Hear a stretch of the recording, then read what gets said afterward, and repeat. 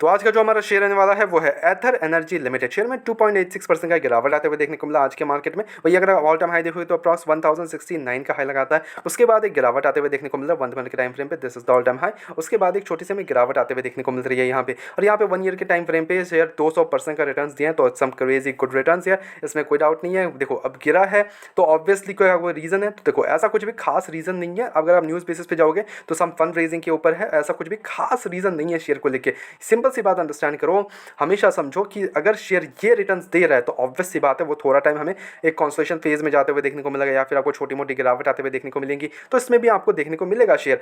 But क्या इसको हम लॉन्ग टर्म परस्पेक्टिव से होल्ड अप कर सकते हैं? कंपनी के फंडामेंटल्स कैसे हैं, रिजल्ट्स कैसे हैं? इतनी ऊपरी लेवल पे अगर किसी ने खरीद लिया, सपोजली आप सोच रहे हो कि 1000 के लेवल्स पे था तो 1000 से 2000 हो जाएगा, या फिर 1000 से 1500 चला जाएगा, 1300 1400, आप कुछ अच्छे रिटर्न्स लेके आप निकल जाओगे। अगर आपका वो सोचना था ना, आपने 1000 रुपये में इन्वेस्ट कर दिया, तो अब इस लेवल्स पे क्या करना है? क्या हम इसको होल्ड करें, थोड़ा टाइम बेच दे एंड वेट करें शेयर को गिरने का? तो everything we will understand in this video, ठीक है। पहली चीज़ तो अंडरस्टैंड करो, ये जो गिरावट आई है इसके पीछे का रीज़न देखो।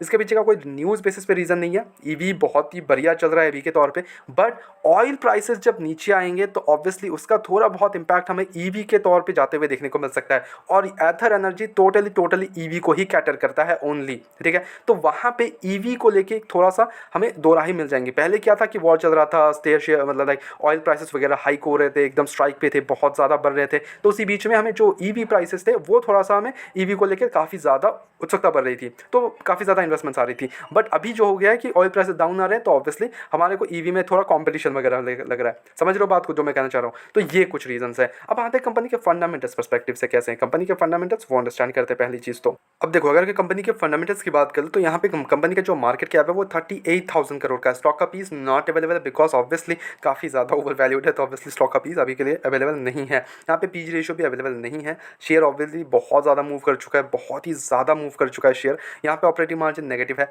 प्रॉफिट ग्रोथ अभी के तौर पे 37% का है। डेप्ट टू इक्विटी 0.26 का है, विच मेक्स लाइक डेप्ट 664 करोड़ का डेप्ट है, विच मेक्स बैलेंस शीट में जाकर चेकआउट करोगे तो कंपनी के पास जो रिजर्व्स है ना वो काफ़ी अच्छा इंक्रीज किए, जिसके कारण जो बोरिंग्स है ना वो काफ़ी जो लाइक डेप्ट टू इक्विटी होता है वो रेशियो थोड़ा कम होते हुए देखने को मिल रहा है। अब यहाँ पे रिजर्व्स हो चुके हैं 2534 करोड़ के, और बोरिंग 664 करोड़ ही है अभी भी। समझ लो बात को? तो बोरिंग कंपनी के रिजर्व्स काफ़ी अच्छा इंक्रीज अप किए, which is a good thing है। पेट्रोल स्कोर 7 के अराउंड है। यहाँ पे अगर क्वार्टर रिजल्ट्स की बात करें तो इस बार जो सेल्स है कंपनी के वो एक्चुअली डबल होते हुए देखने को मिल रहे थे। 676 करोड़ से 1175 करोड़ जाते हुए देखने को मिल रहा है। बहुत ही शानदार जंप है। वही अगर आप मार्जिन भी देखोगे तो कंपनी के 25% नेगेटिव से 6% नेगेटिव पे आ गया, जिसके कारण जो ऑपरेटिंग प्रॉफिट है यानी कंपनी को जो एबिटा होता है वो 172 करोड़ का नेगेटिव लॉस किया था पिछले ईयर, वो इस बार 70 करोड़ का लॉस है। समझ लो बात को? जो सेल्स है कंपनी के वो काफ़ी अच्छा इंक्रीज है, डबल है, बट जो ऑपरेटिंग प्रॉफिट है उसमें हमें गिरावट आते हुए देखने को मिल रहा है। यहाँ पे ठीक ठाक है।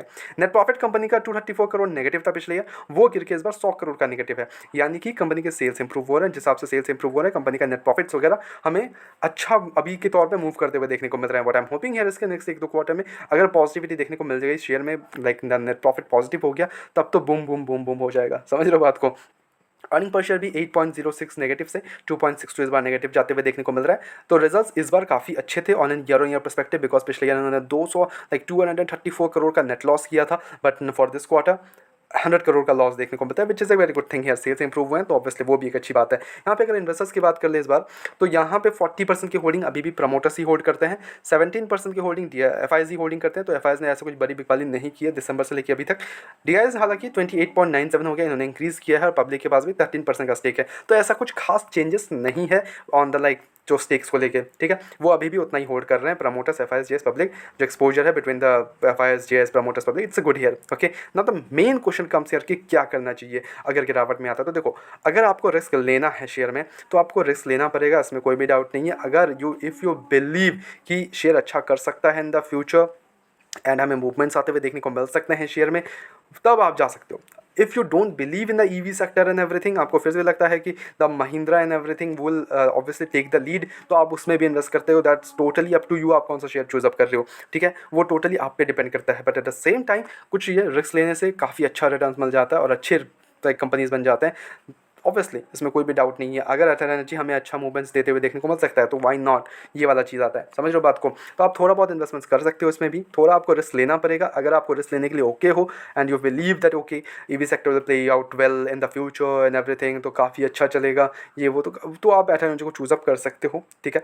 But keep on track on the deals, keep on track on the like deals and everything, keep on track on the debts and keep on track on the results, कैसा परफॉर्म कर रही है कंपनी। अगर company perform नहीं कर पा रही है देन उसमें इन्वेस्ट करके कोई फायदा नहीं बचता, समझ रहे हो बात को। वो शेयर मूवमेंट आता नहीं आता, दैट्स टोटली फाइन, बिकॉज गिरावट आता है तो ऐसे ऐसे गिरावट आते हैं कि आपने देखे भी नहीं होंगे अगर आप मार्केट को ट्रैक नहीं करते हो। तो 20% की लोअर सर्किल एक एक दिन में फंस जाते हैं, फिर कोई बच नहीं पाता, फिर आप ना निकल पाते उस लेवल से ना छोड़ पाते हो, ये वाला सिचुएशन आ जाता है। सपोजली यू इन्वेस्टेड द जो 1000 के लेवल्स पे आपने बैठा है, सपोजली अचानक से कल को एक दो दिन में कुछ एकदम लाइक कुछ अलग ही बुरा न्यूज़ आ गया, 20% लुढ़क गया, 10% लुढ़क गया, ले हो गया कल्याण, 10% की आप लोअर सर्किल लोगे, अब वहाँ पे ना बिकवाली कर सकते हो, ना बेच सकते हो, ना कुछ कर पाओगे, ये वाला सिचुएशन आ जाएगा। एट द सेम टाइम अगर आप बेचना भी चाहो तो आप 10% के नेट लॉस में आप बेचना भी पसंद नहीं करेंगे, हाँ चलो और एक दो दिन वेट कर लेते हैं, उसमें आपका 20% लग जाएंगे 10% की जगह, तो वो काफ़ी ज़्यादा अनसर्टेन बैठ जाता है। तो धीरे धीरे करके इन्वेस्टमेंट करो, ना कि इतना जल्दीबाजी करो, समझ रहे हो बात को। बट हाँ ओके है, अभी शेयर तौर पे देखिए तो एक छोटा सा हमें करेक्शन आते हुए देखने को मिल सकता है शेयर में, बिकॉज ऑलरेडी काफ़ी बड़ा मूवमेंट आ चुका है,